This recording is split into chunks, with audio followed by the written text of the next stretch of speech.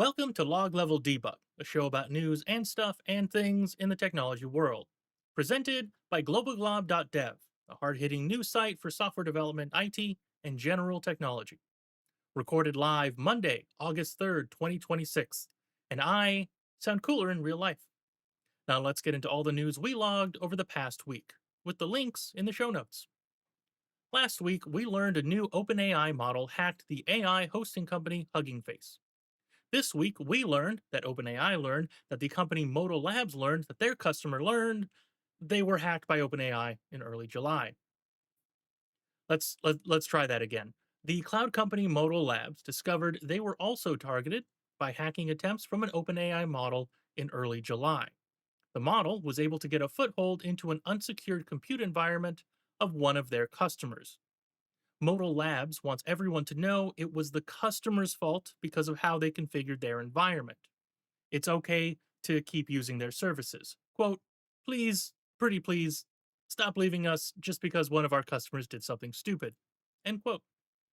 And I'm sure that sentiment is shared by every other cloud company in existence.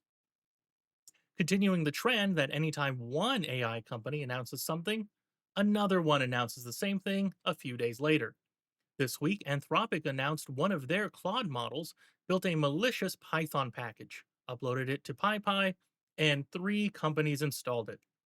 The package scraped company credentials at runtime and uploaded them to be used by Claude to embed itself further into the company's infrastructure.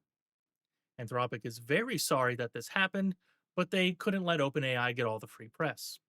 And since they're the kinder, gentler AI company, one Anthropic developer was volunteered by management to go to prison as tribute for Claude's computer crimes. Your move, OpenAI. Microsoft and Nvidia have launched an alliance to help secure against AI attacks called Open Secure AI Alliance, OSIA, Okay, they had better options for the acronym, but since Microsoft was involved, they had to choose the worst one.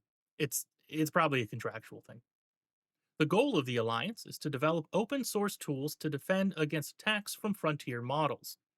OpenAI and Anthropic were not invited to the alliance because they keep hacking people. The alliance includes other high profile partner technology companies like Cloudflare, Pinterest, DoorDash, Uber, Capital One, and Hugging Face. Sorry, did I say partners? I meant targets, the other target companies. This week, Twitter, sometimes called X the Everything app, launched a built in payment platform. The payment features include a digital wallet, peer to peer payments, and a Visa card with your Twitter handle on it, which means Twitter user at dsnuts4206969 must be incredibly happy right now. This is not the first time Musk has been part of a payment platform. In 1999, Musk co founded X.com, an online bank that later merged into the more popular service PayPal. So, in a couple of years, he'll probably merge Twitter with the much more popular blogging service, LiveJournal. Or, if things get weird, Blue Sky. Speaking of Elon Musk, he's suing Minnesota to let him generate nudes of underage girls. Minnesota has a new law banning software that allows users to create and post images of people naked without their consent. Lawyers for Twitter are suing to stop the law from going into effect, which did not work because the law went into effect earlier today. Twitter's lawyers are arguing the law is too vague because it says they can't just do whatever they want. For the time being, Twitter is planning to disable their underage deepfake nudes feature to users in Minnesota, but still let everyone else do it.